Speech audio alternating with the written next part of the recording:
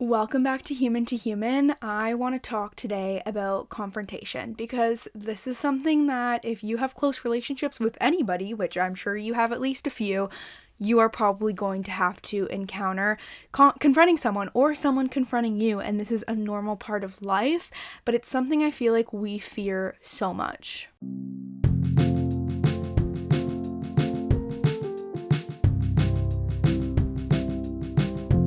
I want to start off by saying it's okay to be upset with someone, and it's okay for someone to be upset with us. It's okay for us to be mad at someone or sad or hurt, and it's okay for us to have hurt someone else.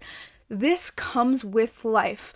We're all in different perspectives. We all are experiencing different things. Nothing is going to look the exact same way. What I'm experiencing is different than what my mom is, than what my boyfriend is, than what my friend is. We all are seeing the world and seeing our interactions through a different lens.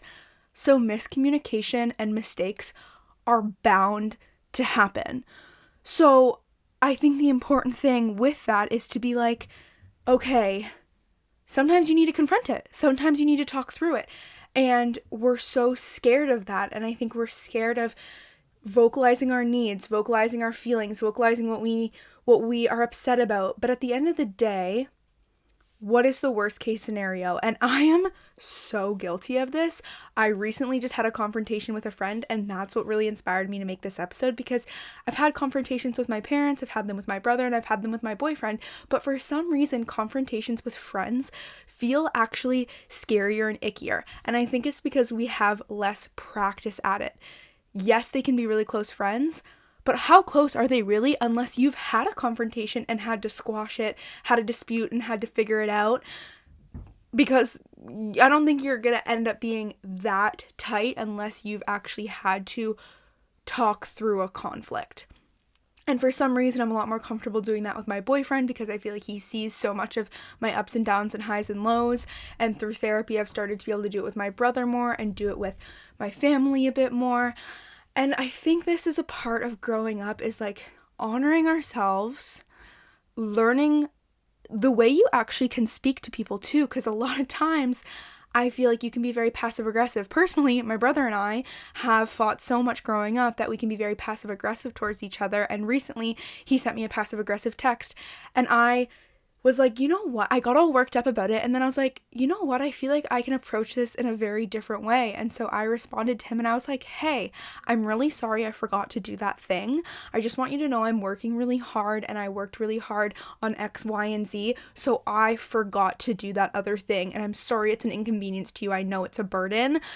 I am a human who just, forgot something. And next time, and this is, I think, really important, I said, next time, can you please just say, hey, can you please remember to do this next time, instead of sending me a passive aggressive text? And he ended up saying, yeah, I'm sorry, I will try and do that better next time.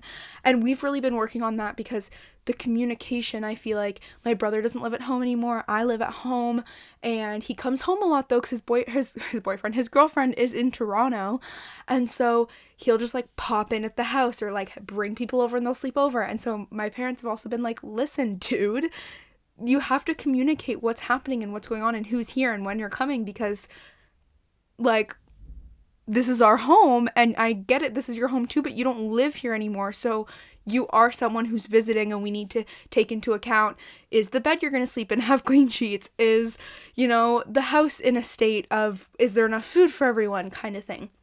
And so my parents have had to confront him with that.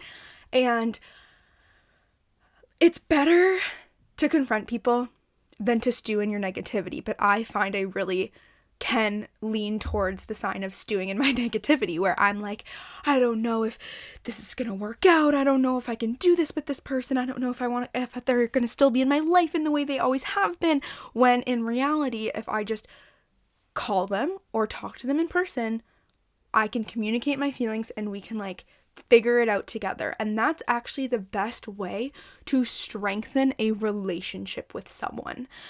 I find that as humans, I think it's less scary to sit in the negativity and this is just how it is.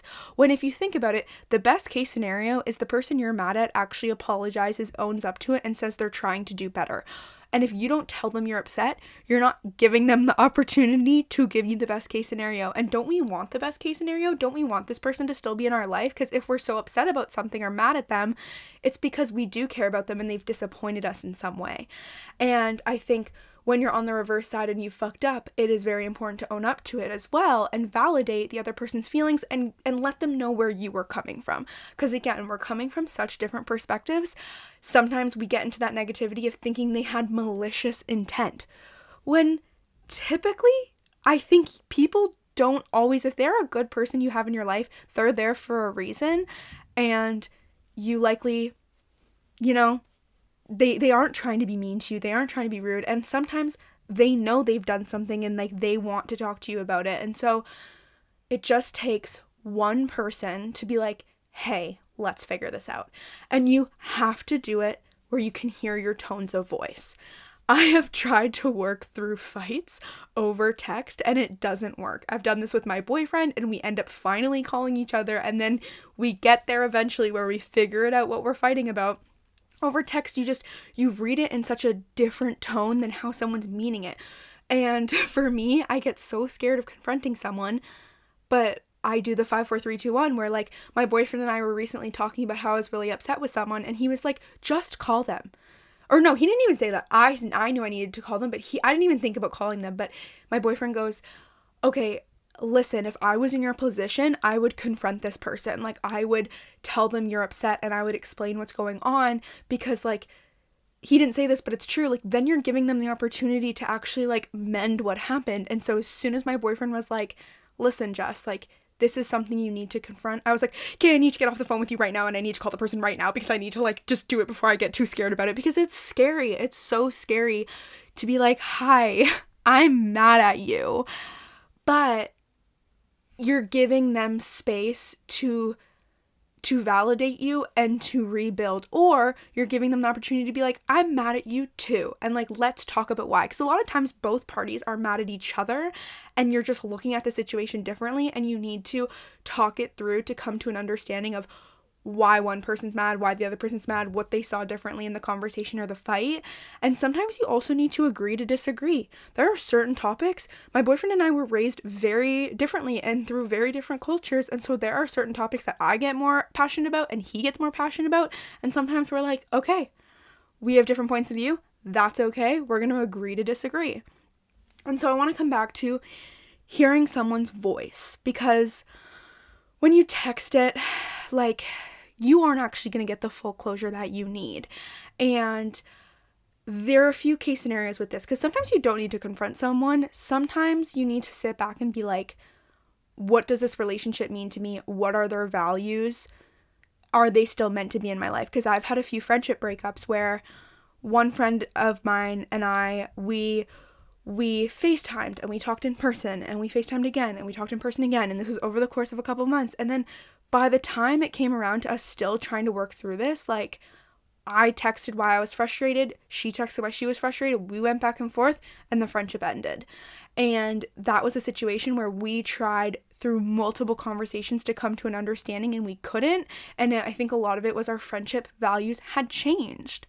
And so that's a point of time when you're like, do I need to confront this person? And there's friendships evolve and change and also end in very different ways.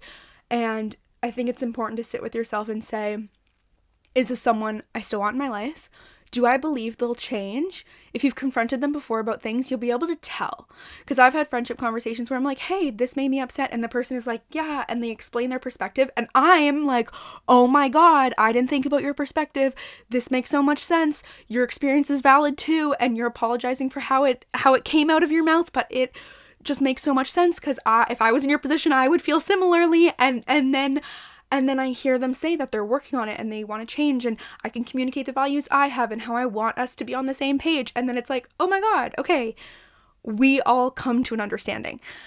But there's also the reverse of like, if that person doesn't care to change, where that's also the circumstance where it's like, maybe you hang out with them and you don't feel fulfilled after, and it's been like that for a very long time. Maybe you hang out with this person and every time you hang out with them, it's all about them and they never check in about you, or they don't, show interest or empathy for what you're going through, and it's only their negativity, their toxicity, what they're struggling with. And when a friendship is not equal and it's not balanced and there's not, a shared space of talking about what's going on in your lives and talking about the problems and talking about the joys, it's not an exchange. It's a one-sided situation. And so I think it's hard and it can take a really long time, but to be honest enough with yourself to be like, who's meant to stay in my life and who isn't? Because if you've been friends with someone for 2 years, 3 years, 4 years, 10 years, you are a changing person. They are a changing person.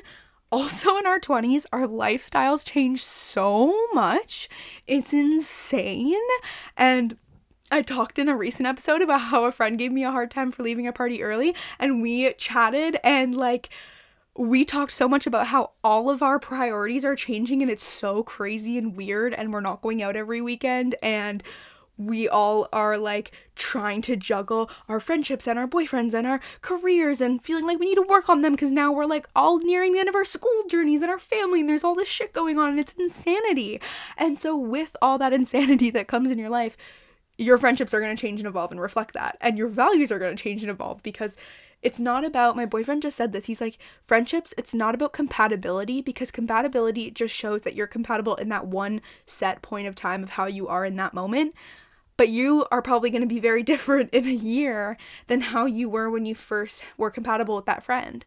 It's more about who you guys are at your core and your values you share and the genuine love and care you have for each other. Because when a friendship is one-sided, you'll realize, oh, is this disproportionate how much one person cares versus the other? And that's when it's hard, and you do go through a grieving process when you lose a friendship. And when you lose a friendship, it goes between sometimes it's a dramatic big friendship breakup. Sometimes my one experience, it was we're talking, we're fighting, we're trying to work through it. She's talking about why she's upset, I'm talking about why I'm upset, and we can't come to an understanding. We didn't technically agree to disagree, but we ended up agreeing to end the friendship. Or there's also this other kind of end to friendships where it's it starts to fizzle out, and maybe one person realizes this isn't right for them anymore, and the other person just doesn't keep reaching out, and the friendship fizzles out. And it's not even you have a friendship breakup, it's you just move from an inner circle maybe to an outer circle friend, and that's normal. But you're also allowed to grieve the expectations you had of that person, because if it's someone close in your life, you do expect them to treat you with love and respect and check in and care about you. And it's also normal, as I said, as we're getting older and our values are evolving, that a lot of friends we don't talk to that often. Maybe we talk to them a couple times a month. Maybe we talk to them a couple, every other month, every couple months. And I actually think sometimes it's less about how often you hang out, but the quality of what it's like when you hang out. Because some of my closest girlfriends, I know that even if it's been multiple months, when I do see them, it's real and it's raw and it's genuine and we get to the deep stuff fast. But I remember when I was in my first year of university, I remember being so sad because I was like, these are my core girls, but why haven't we talked in months? But it's because we also all went to different universities, every single one of us. So we're on different paths. We're trying to have our own social lives in our own schools, and having long distance friendships is very weird. And I think I can speak for myself. I have a lot of them where different people were close in my life for a certain period of time and then they shift. And I have a childhood friend who's living in Toronto right now. So I'm oh my God, I think we're going to get closer. And one day she won't live in Toronto anymore, I don't think, or maybe I won't. And so it might be another long distance friendship, and that's fine. We have all these different versions of friends, but coming back to the point of the episode that if you're having a problem, the friendship will get stronger if you confront it, or the friendship won't get stronger and the friendship will slowly die out. And if that happens, that was meant to happen.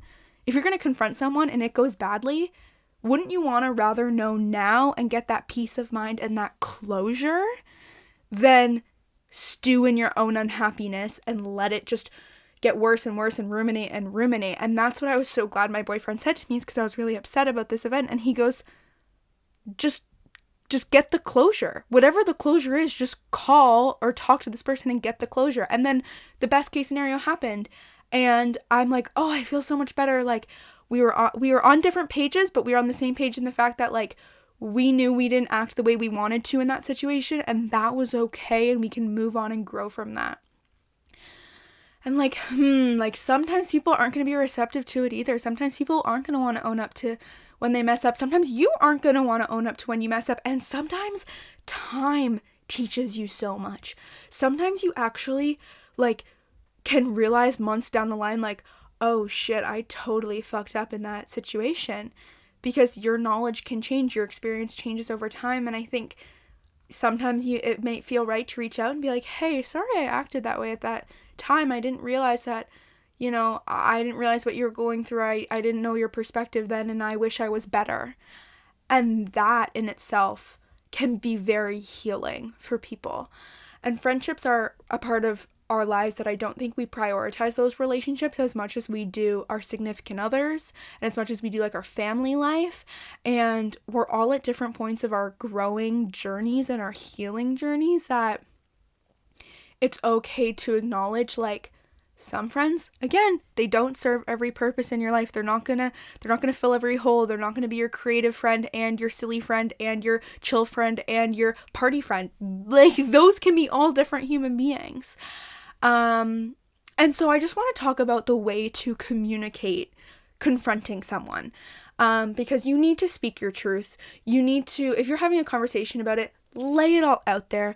Get it all off your chest while you are bringing the space to do it, and speak your truth, speak what you really feel. And some really good ways to do that is to say, like, this hurt me. When you said this, it made me really sad. I felt really invalidated. This really hurt my feelings. Someone can't argue that. And if they do, I mean, that's not a good friend, because you're just talking about where you're coming from and what happened. And if a friend came to you and said, like, Jess, you said this and it really hurt my feelings, I would be like, oh my God, okay, let's talk about it, because I didn't mean to. That wasn't my intention. And when you get to hear about someone's intention, you get to go, oh my God, we are living such different realities. Okay, I get it now. You are taking on a different kind of stress. And that somehow came out in our interaction. And when you say, I love you, and you're communicating that, like, you care about this person, you prioritize their friendship. And a lot of times fights arise because we're not feeling heard or seen or validated or loved. And so sometimes we also need to set boundaries. I was listening to the podcast Shrink Chicks. Listen to it. It's all about, like, making therapeutic topics more accessible and relatable. I love their slogan. I need a slogan for Human to Human, because I just repeated their slogan.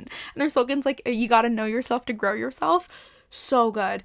And they talked about a listener question that said, like, how do you deal with someone who has addiction in your family, or someone who maybe talks negatively about something that really triggers you, like if someone's always commenting on how your body looks. You can say to a family member or a friend, I love you, and if you continue to comment on my body every time I see you, I am going to leave the room. I am going to be unable to continue our conversation because it hurts me. And so you're saying, I love you, and set a boundary. Set some sort of boundary you need to set. Because then it's clear, and you give that person a chance to make change and mend what you're struggling with, and maybe communicate how they're feeling and honor yourself. This is all fine and dandy and great, but I get it. It's fucking hard. It's so hard because it's vulnerable and it's uncomfortable. But guess what? We don't grow unless we're vulnerable and uncomfortable. And in order to really show you have true, like, strength and trust within yourself, you got to be uncomfortable and you got to do it. And if you just text it, again, you're not going to get that full, like, okay, that human to human connection. If you, like, text doesn't give you the human to human connection. I want to know about voice notes. Voice notes is like an in-between, but, like, you're not giving someone the full opportunity to communicate their feelings if you just, like, quickly voice note someone that you're upset with them. You know what I mean? And trust that, like, the people you have in your life are people that you know they're good people for a reason. And sometimes if they're a toxic person in your life, confronting them will help create the space for them to leave your life if that's what's meant to happen. Fuck, now I'm sitting here being like, should I confront people in my life? Should I confront more people in my life? But no, like I said, like, I've struggled with a friendship that's, like, not two-sided, and I'm like, if that's how it's been for so long and this has been a conversation before in the past, this is likely not going to be something to change. So I can take matters into my own hands and be like, why would I confront someone about like who they are as a fundamental person when that doesn't seem to change? Because if they wanted to change, like, you would have seen the action by now. Sometimes people are a lot of talk and not a lot of action. And, like, look at their actions and really see. Like, if you have a conversation with someone, too, and they apologize for something that may have happened and whatever, and you come to a consensus and you feel closer because of it, hopefully, you know, look at your actions and the other person's actions going forward. Did that conversation create some change? And are you evolving? We are all caught up in the bullshit of our brains. We are all caught up in the struggles of our own experience. So having conversations about it can help really just bring us together, help us figure things out, communicate our own experiences, and grow stronger. And at the end of the day, if you walk away from a situation and you honored yourself, there's nothing else you could have done. There's nothing more to do. And that can be your closure, and your own peace of mind within it. So thanks so much for listening. Follow at HumanToHumanPod on TikTok and Instagram. I'm posting a shit ton there. I'm hoping to be able to keep making podcast episodes. School's crazy, life's crazy, like I said, but I really love showing up here. So follow, download, leave a review, and message me if you have any thoughts and topic suggestions you want to share. Talk to you soon.